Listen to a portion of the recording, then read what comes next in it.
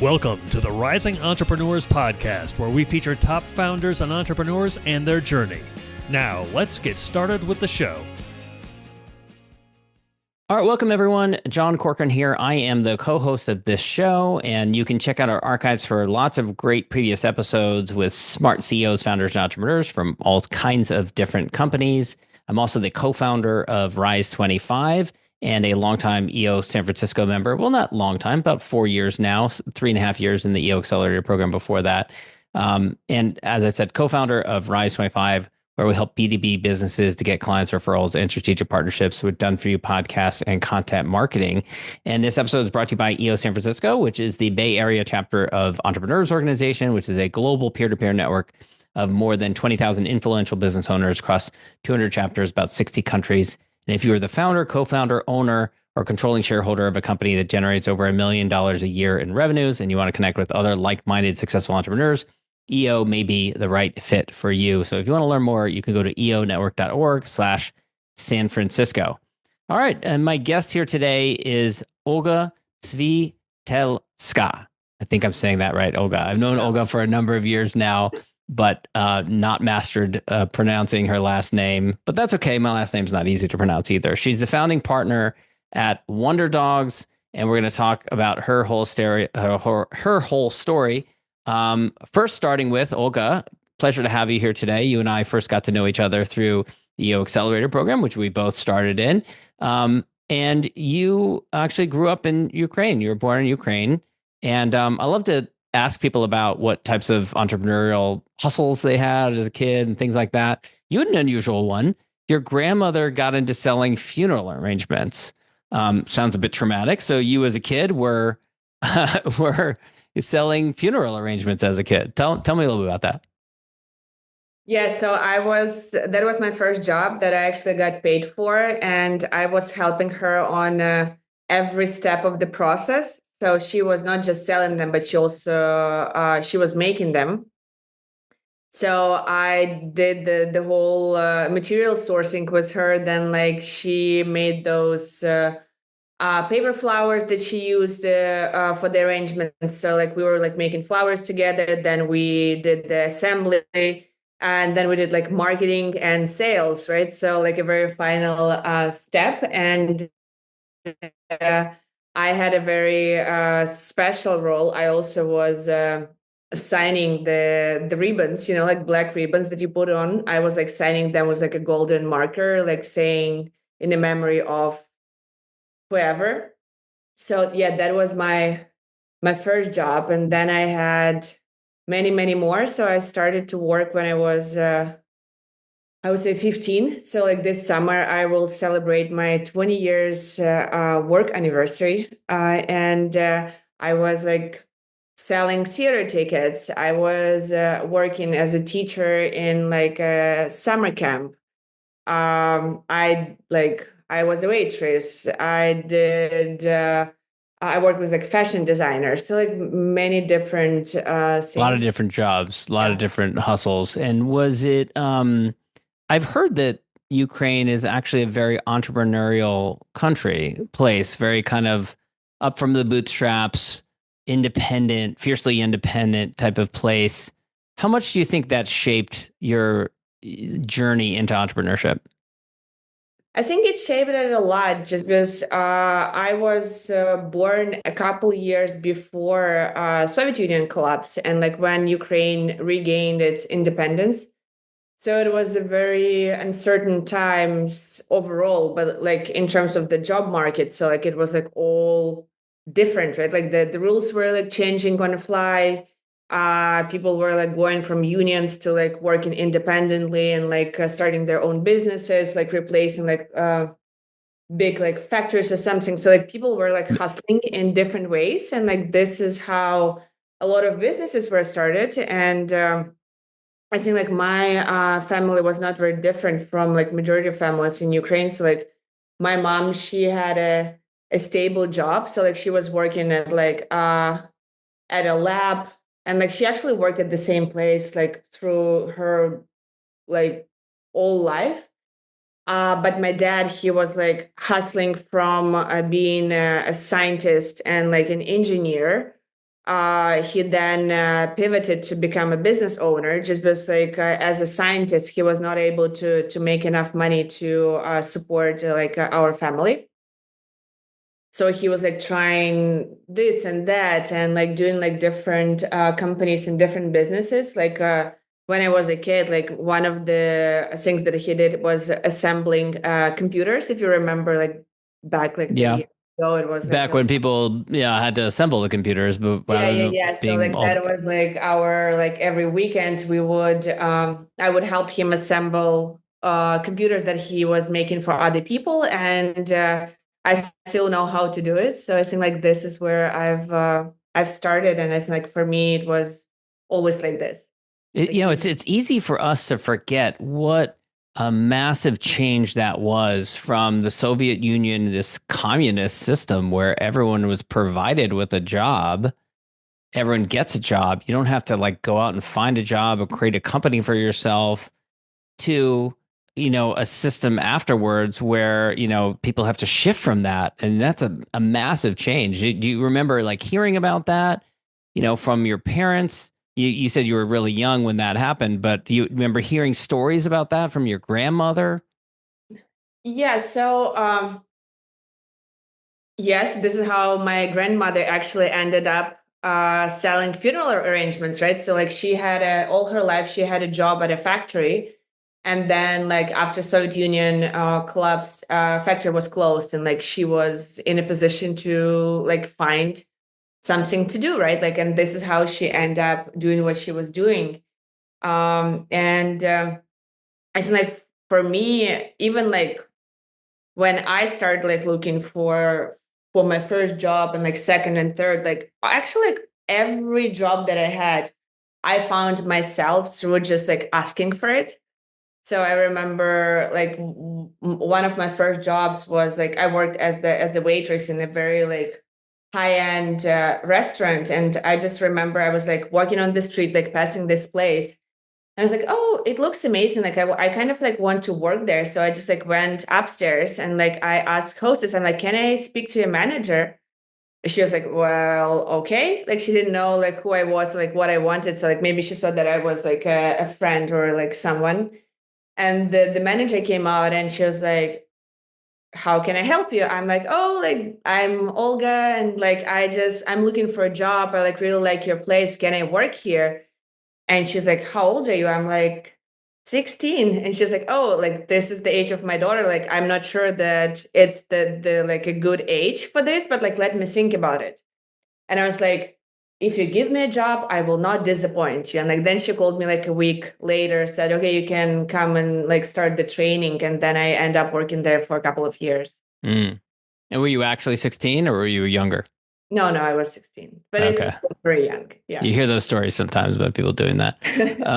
So that's interesting background. And then in 2012, you and your husband decided to, like many before you, um, look for new opportunities, and you end up coming to the United States. And you actually got an EB-1 visa, which is for individuals with extraordinary abilities, which sounds like something I certainly would never qualify for. So impressive that you did. And you first of all, before we get to that, you had worked in fashion design, costume design, and actually had worked. Your boss was the now President Zelensky. Talk a little bit about working for him.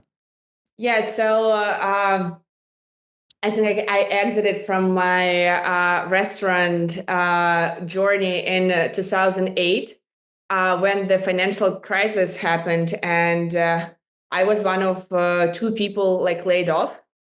And to date, I still think that that's probably one of the best things that like happened to me. That like I finished my waitress career at the age of 18, and I was graduating from the university at that point of time, so I have a degree in interior design and landscape design.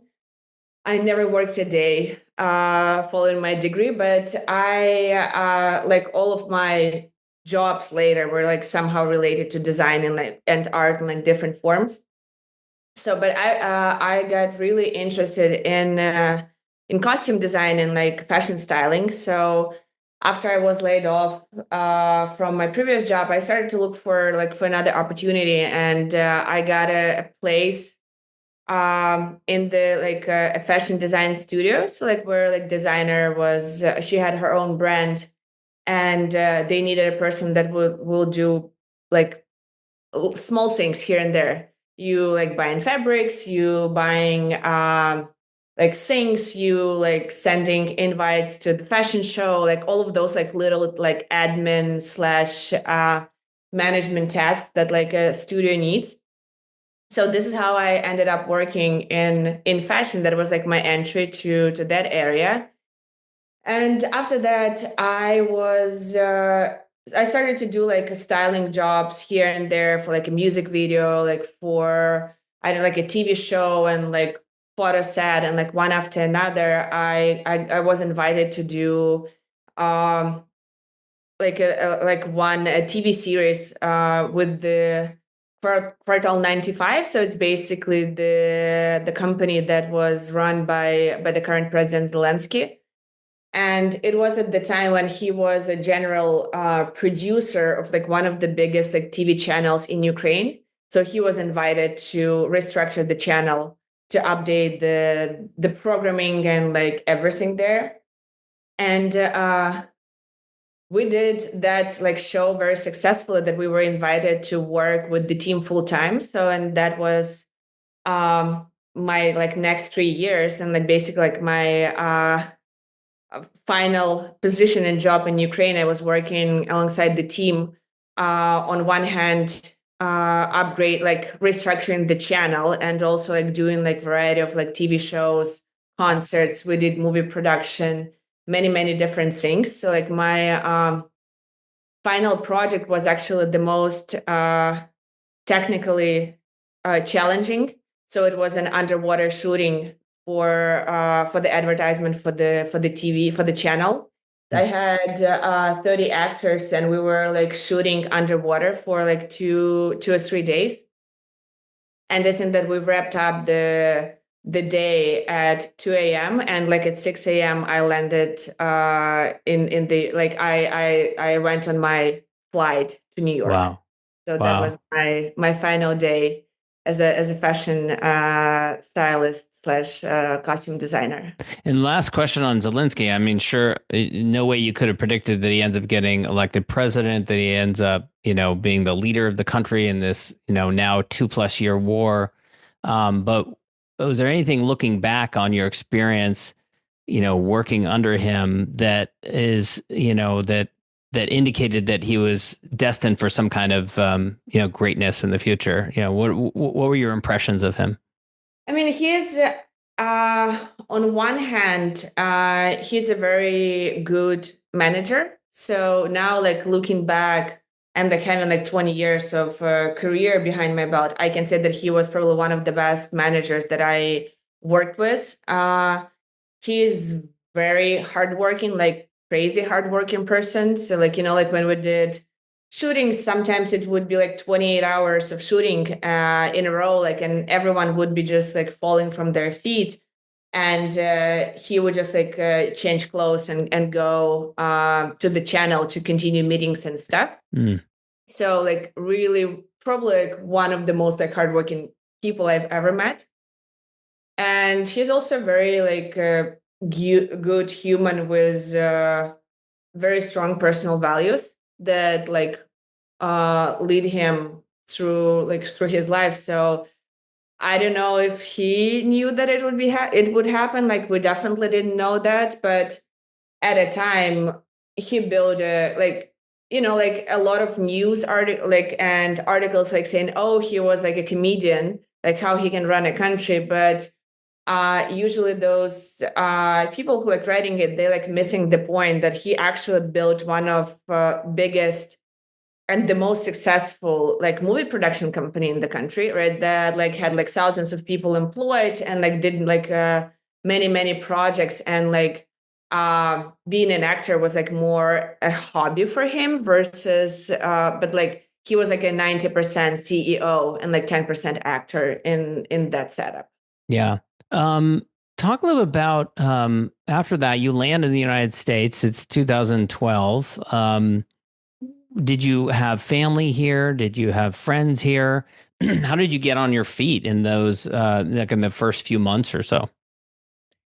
So we had like my best friend from high school was here. She moved a couple of years before, and like also we had some other friends that relocated from Kiev to New York, and there was my dad's like old friend who lived here for like decades, who like met us at the airport, and like we stayed at his place for a couple weeks before we rented an apartment. But it was like a lot of like majority of it was just like how like figuring things out, and so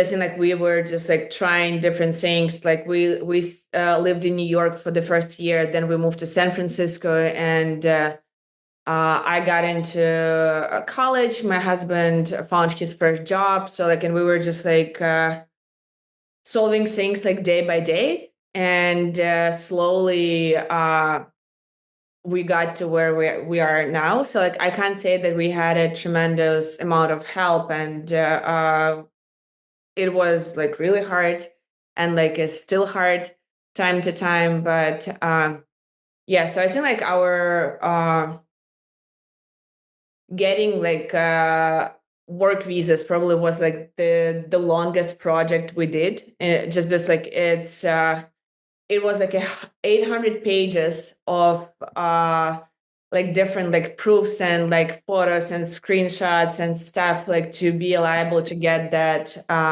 type of visa. You And how basically, long did it take you to get the work visa? I think it took us, it's also like you waiting and like stuff. I think it was a couple of years. Wow. So what do you do in that time? I mean, like we were liable to work, so it was easier. But like to get it to the final stage, this is how like long it took. Got it. Got it. Yeah. Yeah. I've seen that before. It just seems such a difficult slog for people. So you end up starting, so your husband actually had some, he had a background also in clothing, not costume design, but clothing brands, correct? Did he end up starting a clothing company in the US also, or bringing it over? No, he has an interesting story. So like he had three brands back in Ukraine. Like one was a couture brand, one was like a streetwear, and one was like basic wear.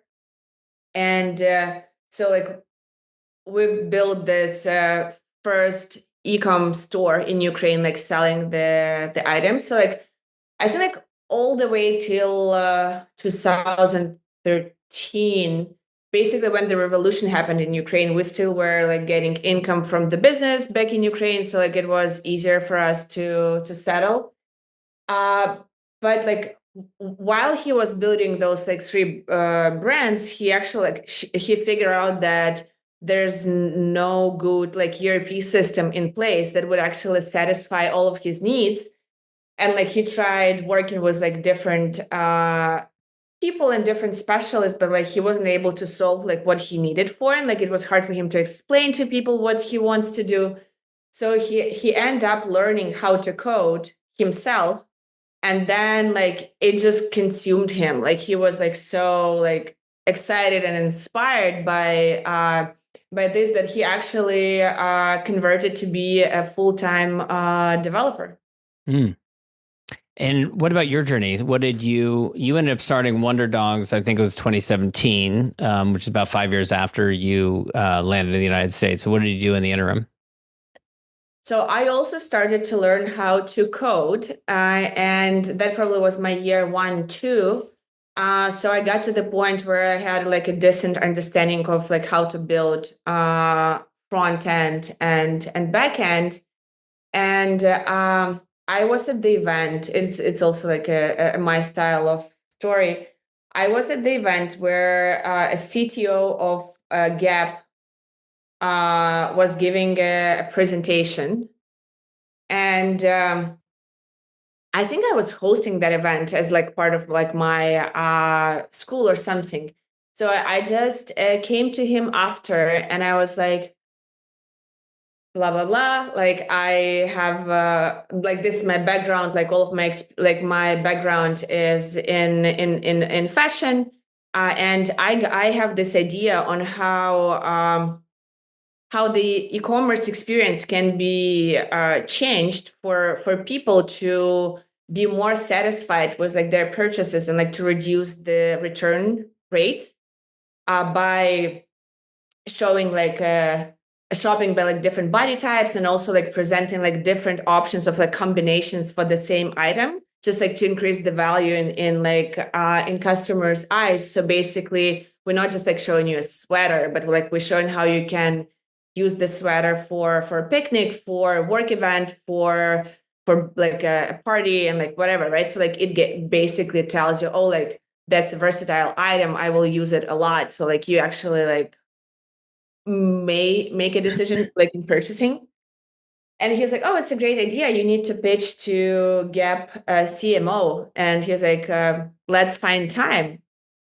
So Wait, so let me just pause on this.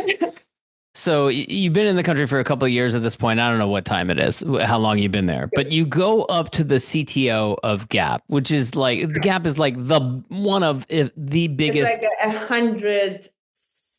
like 120,000 people working for Gap. It's like 6 brands. And you go up and you're like, hey, hi, I worked in clothing previously, and I have this idea for your e-commerce. And they were like, yeah, come pitch this to the CMO.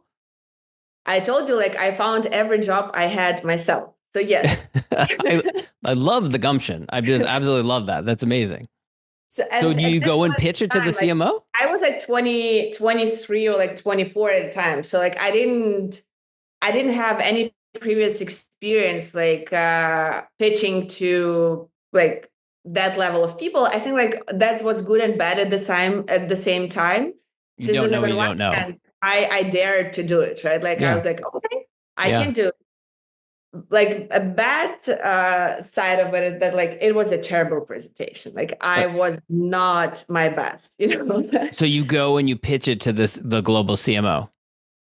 Yes. Okay, so I'm picturing you coming up to like this skyscraper and like you're like on the top level and it's like an building. Yep. It's like an intimidating conference room. I mean, how intimidating was that? I mean, on one hand, it's also like Gap participated in this like mentorship program where I was part of as a mentee. So it was terrifying, but I also felt like a level of support there that like it's for me for my learning. And like it doesn't matter how it will turn out, like it's still I will leave this room more prepared for the next one. And why do you say that you felt like it didn't go well? As someone who's like helping building pitch decks to clients for the past 8 years. Yeah. And like we helped to raise clients more than like $1 billion in investment. Like I just know that it was a terrible okay. But you did it anyways. Did it. And like then I was invited for an internship at Gap Innovation Division. So I ended up working with the CMO and CTO, not as a product owner or like a product manager, but like I was I did an internship there, and then I got a position there. So it was like a kind of like a team manager position. So basically I was responsible for team health. And I had great time there. So like I had a couple of teams. The biggest one was probably like a 40 developers plus like design and management team. We did projects for Banana Republic. We did projects for Gap. We did projects for like in-store experiences. So like I've learned a ton there, and it was amazing time. So good experience. And then what led you to found Wunderdogs? So before Wunderdogs, I left Gap to work in a fashion tech startup. We were like building algorithms like to predict like closing recommendations. So like basically I spent probably like around 7-8 years altogether on this like intersection, fashion and tech. And then I found a job again, but like at a venture fund at that point of time. So I was running their special project of like building like a landing pad for entrepreneurs who's like coming to Silicon Valley to raise investment. So basically, there was like a like early stage deep tech B2B fund. I was running their special projects. And at some point, fund was invested. We've built the place. And I was 7 months pregnant at the time. And my business partner now, and like she was my also colleague at the venture fund, she was like, I have an idea. I know what we need to do. I'm like, what? She's like, we need to start a creative agency for startups. I'm like, have you ever worked in the creative agency? She's like, no. I'm like, me too. I'm like, okay, let's do it.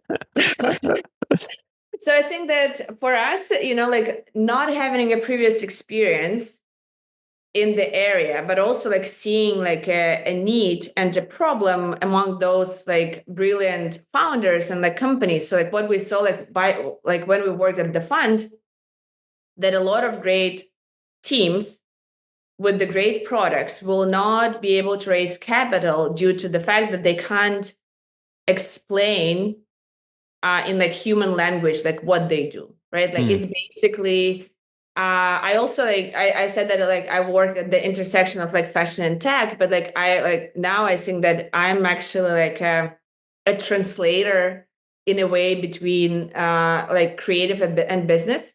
So like I do understand both sides well, and like I can understand and form like a brief on like what company needs from the business perspective, and like translate the need to a designer on like how it should be like what type of creative work should happen in order to like showcase the need.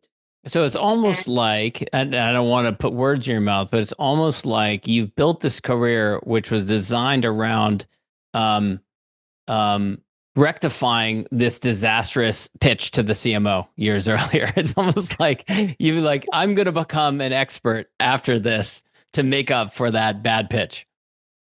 I never thought about it. But maybe, like something there. Sometimes these things make sense in retrospect.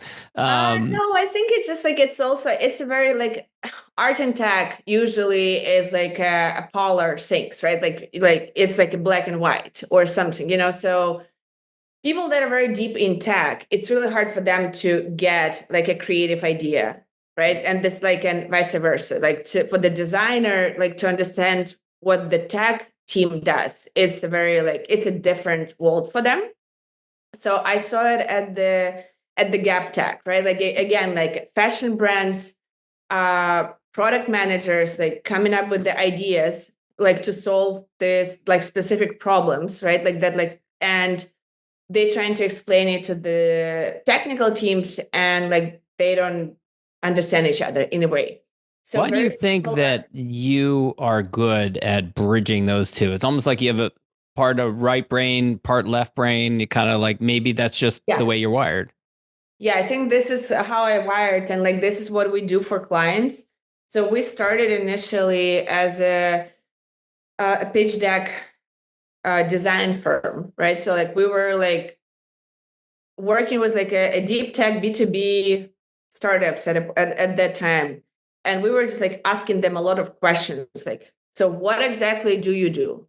Okay, like this is a technology, blah, blah, blah. And you're like, oh my God, okay, but like, what's the purpose? Like, why you do it? What's the value, right? Like, and you just like taking bullets here and there, and like you then like creating a narrative, and then like you building the design to support the narrative. And like what it does, it increases their chances to explain and to like make investors interesting in their product, just because like investors, even though a lot of them has specialities in specific industries, they still like need to understand the value as a business people of the product that someone's doing, not like technicalities of it. Like sometimes yes, but like usually it's like, what's the value, like who you're serving, like what type of problem you're solving, like what's the benefits, like how much we can earn on that. and you're just like helping to build the structure and then like design to support like a narrative there. And in the past 7 years, we've expanded to do brand strategy, brand design, and digital. So basically, we help now. We have like a larger umbrella than just like a B2B startup. So like we call it like impact companies, and it includes startups, venture funds, nonprofits, and like some percentage of like service and like SaaS businesses. And talk a little bit about, I know there's some case studies that you could share for companies that you've worked with, either whether it's nonprofits or service companies, and it's kind of what you do when you come in and work with them, and what the end result is. Yeah, so I think like for startups, probably the like the most like quantifiable result would be like capital raised, right? So like we help companies raise more than like $1 billion in the past 7 years. For them, like depending on the stage, if it's like a very like early stage, seed, pre-seed, they just need to focus on the pitch deck, right? Like pitch deck is the only asset that like will make it or break it for them. This is the asset that helps them raise capital. After they post that like early stage, like seed, then like this is when like they have capital for product development. They would need to have brand strategy. They will need to have a solid like positioning and messaging, right? So like we start with the brand strategy. It's basically what you do, why you do it, and how you do it, right? It's like, what's your big vision? What's your mission? Like how you position yourself, what the value that you provide, how you can prove it, like what are the proof points for the value proposition? And then like how you convert it into messaging. So like positioning, then we do messaging is like how your brand speaks, what type of language you're using, like what type of terms, like how technical you are, like are you funny, are you like serious, like and like all of those things, just like we like creating a person out of a brand. And then we go into like visual identity, so like creating your logo, creating your colors, creating your visual language, and like all of those things that then you can apply to website, to sales presentations, to I don't know, like merchandising for your team, signs. Like different companies, they like have different applications, and then we stay with customers, with our clients as we call it like extension of your marketing team. So basically like a team of strategists, designers, and developers that like supports you along the way before you're at the stage when you hire everyone in-house, and then like you basically like take everything under one umbrella. But for some clients it's 4 or 5 years. Like we have like one client, Nvidia Bioscience. We started with them at their seed when they had a splash page. They raised like $10 million and they came to us, and we worked with them for the next like 4 years till the point where I think like they like now totally raised like 400,000 million, and now they have the full team in-house. If we talk about nonprofit organizations, one of the clients that we have is called Caminar. So it's like they have many clinics across Bay Area, and they help people with like mental health, and like people that have issues with substance abuse, and like so we also like rebuild their brand. We rebuild all of their materials and their website, and like to help them serve their clients better and like more efficient. I don't know if that answered. Yeah, no, it does. And because this is 2025 and no interview can get by without a question about AI, I wanted to ask you about how is branding in particular changing with AI? Is that affecting the way that you would do branding for a company now? So I see AI as a tool, right? So I don't believe that AI can do a good design on its own. but it's a great tool in the hands of a designer to make their work more efficient, faster, right? Like to do the brainstorm and stuff. So to me, AI is, in a way, it's like a Photoshop for photographers. Like Photoshop is not doing your photos, right? Like it's not like making a photo shoot, but like it like improves the quality, it helps with the efficiency. So I think like for us, AI is we definitely use AI for like a back office operations a lot. It simplifies day to day. It simplifies email writing, like, and all of that. So I mean, like, I think everyone is like using it to this extent by now. It also helps with the I think it's to me, AI is amazing as a combination with the senior specialist. So like when AI does 70% of the job, but then like those additional 30% makes that like work really like valuable. Right. Just because like if you give AI just like to like a junior person, it will do 70%, but like a junior specialist won't be able to make the right decision and choice and like improve it to the extent where like it's like this is what you need.